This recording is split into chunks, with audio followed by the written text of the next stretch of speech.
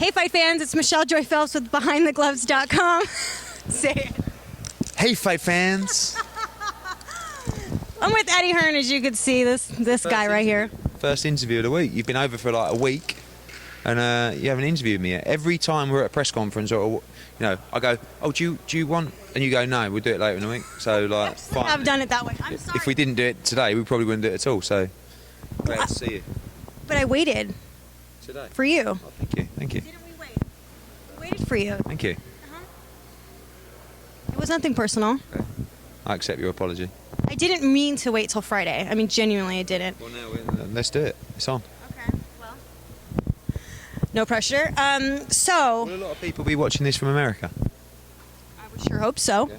Would you say that the majority of your views for this video will come from America or from England? Because I have to just make sure that which hat I put on. Do you know what I mean? You have two hats? Oh, I've got about 8.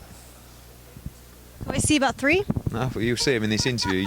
They're that sneaky. You might not just see when they go flipped on and off. Do you know what I mean? So we'll start, and I'll just intertwine between English relevance and American relevance. You know? Could you tell me when you're about to make the switch? Okay.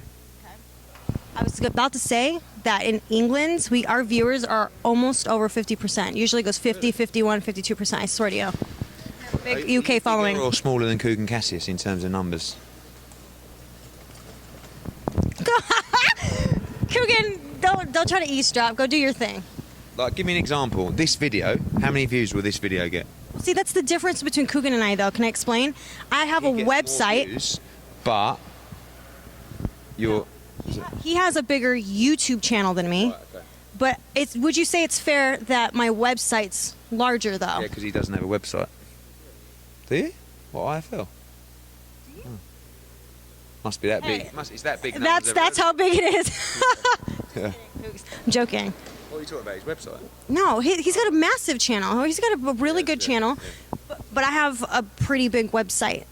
So I get my views go between the website and the You've got a YouTube. massive website.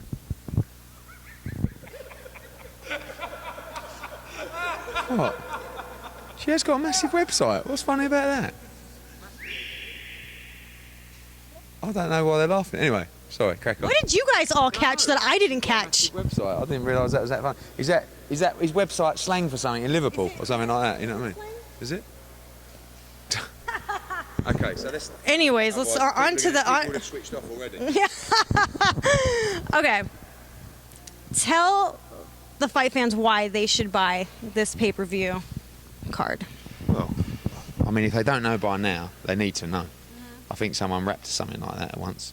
But basically, you got an unbelievable, bitter grudge match that has gripped the entire country between Nathan Cleverly and Tony Bellew. The first fight was unbelievable for the WBO Light Heavyweight Championship of the World. This is an eliminator for the WBO Cruiserweight Championship of the World. Bigger, stronger, more bitter. I love how you emphasize things. See that? He's such a good salesman. Well, I saw you selling them strawberries, I'm just saying. it was good, wasn't it? So then that's that fight, right? Massive fight. It's big enough on its own. Then you got 2 of the top super middleweights in the world in James DeGale and George Groves, both on the bill.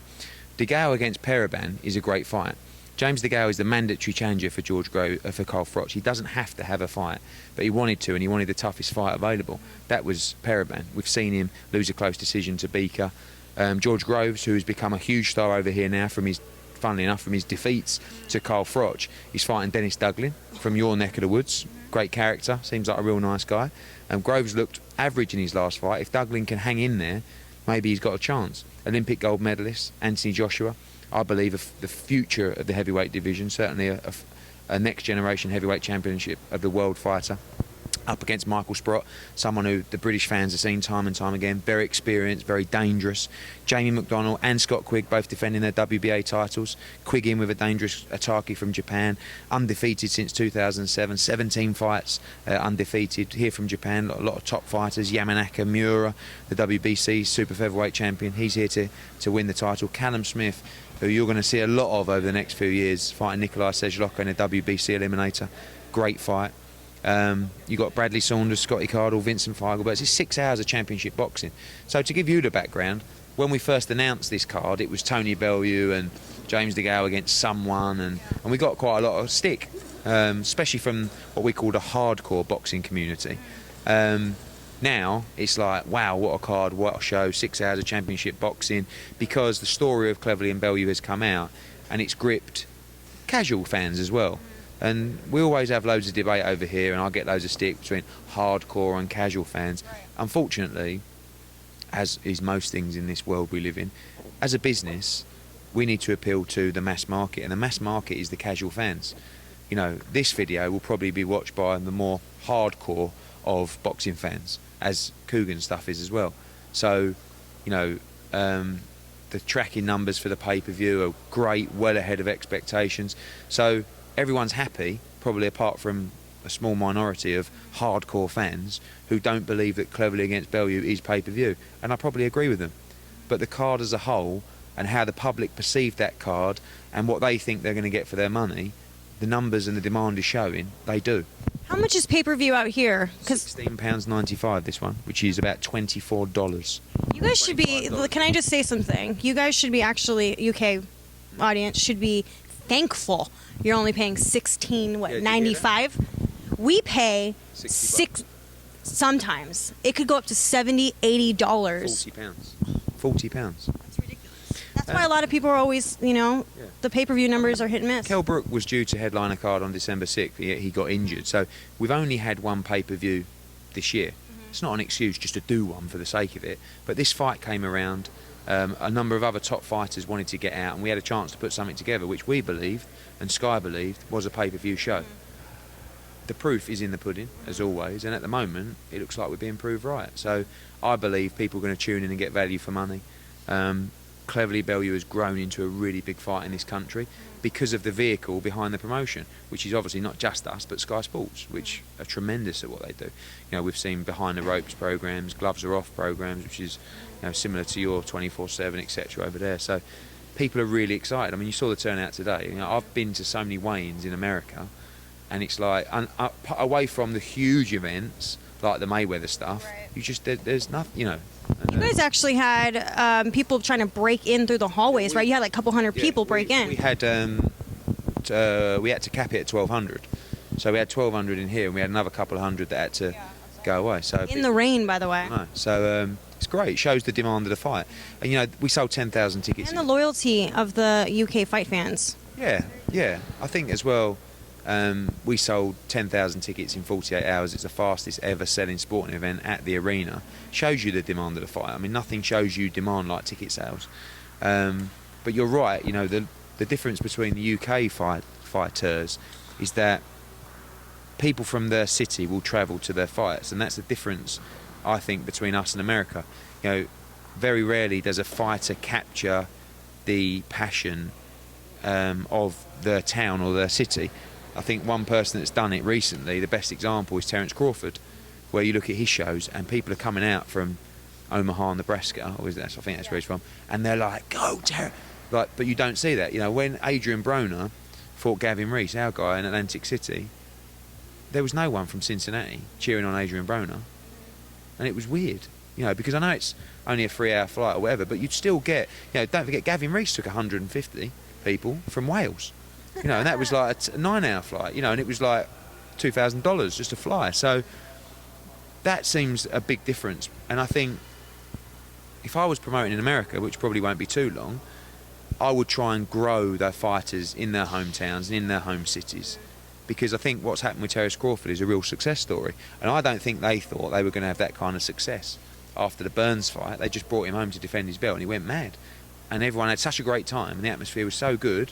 They return there now with Beltran next week, I think, and they'll get the same kind of atmosphere. But how many fighters can sell that kind of tickets in their home patch?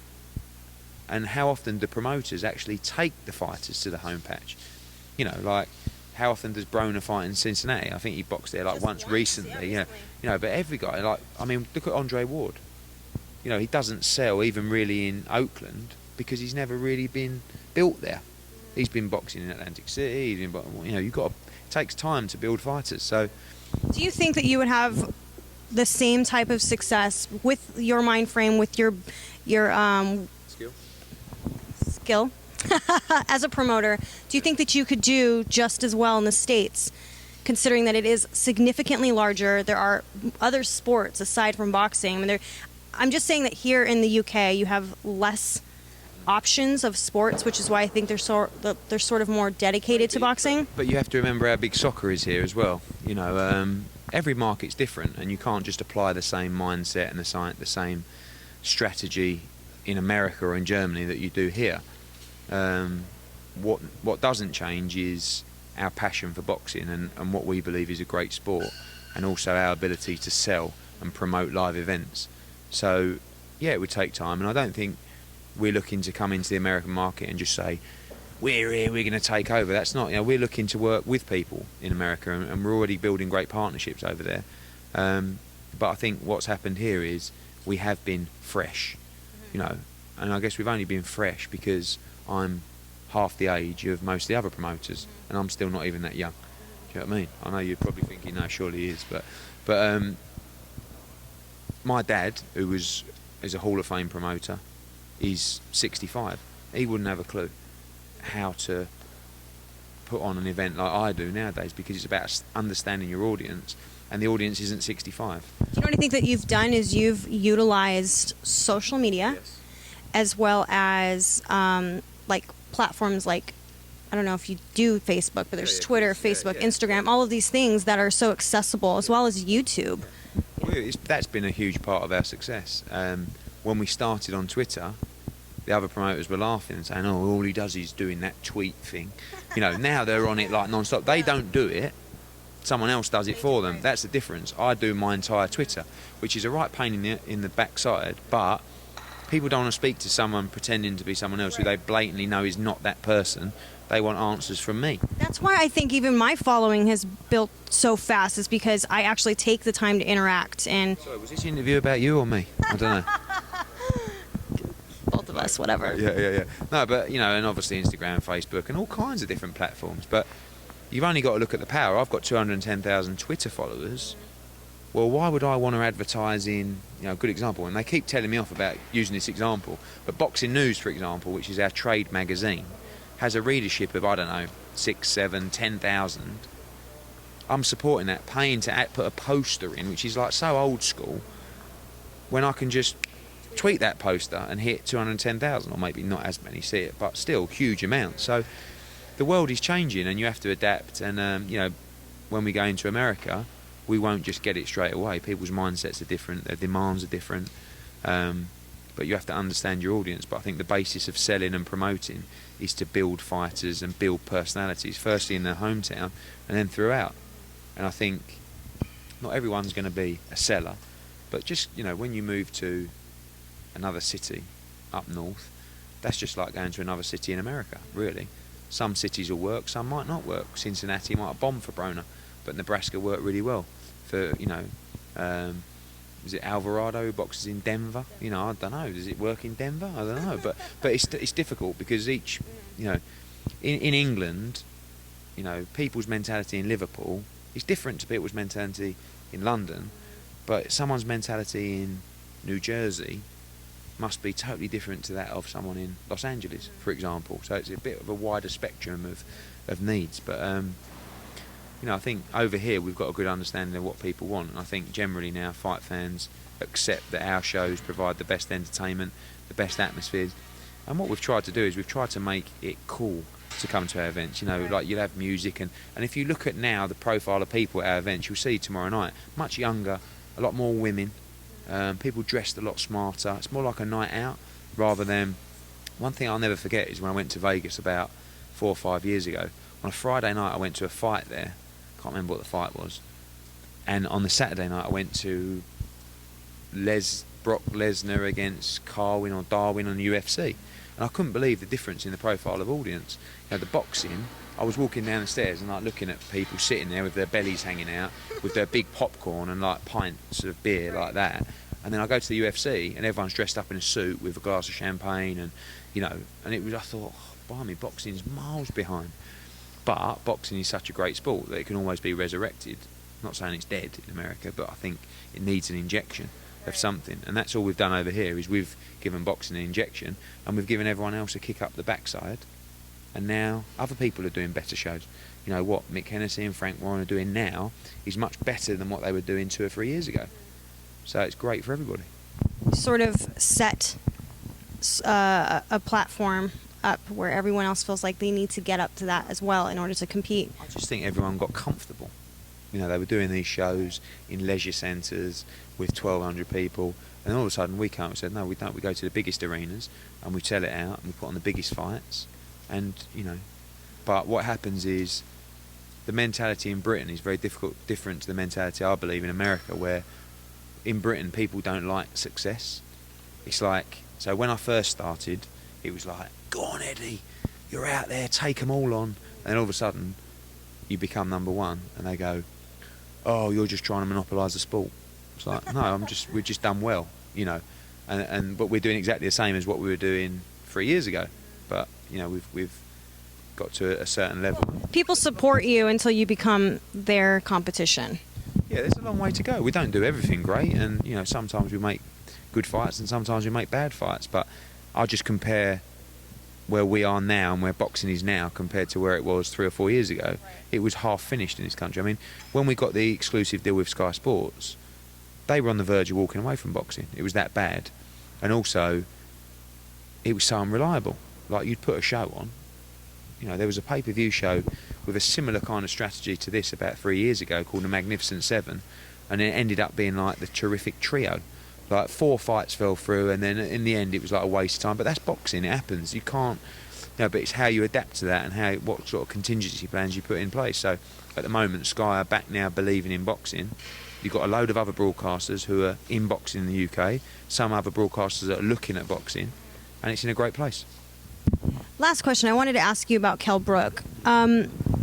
There's been talk about Juan Manuel Marquez. Have you reached out to them, and if so, like, what's the status on all of that? Like, nothing too deep. Someone told me he was interested in the fight. I spoke to HBO, who loved the fight. I spoke to Top Rank, who then spoke to Marquez's lot, who liked the fight. Told them we can pay him a lot of money to come to the UK, which we can. It's a pay-per-view fight here. It sells a lot of tickets. He wants to box in Mexico, obviously. Kell Brook's definitely not going to Mexico. But there's also talks that he really wants another shot at his 5th world title. And we can provide him with that. So I guess he's sort of hanging around to see what happens fight-wise. But we'd love the Marquez fight. You know, the priority, of course, is the Amir Khan fight.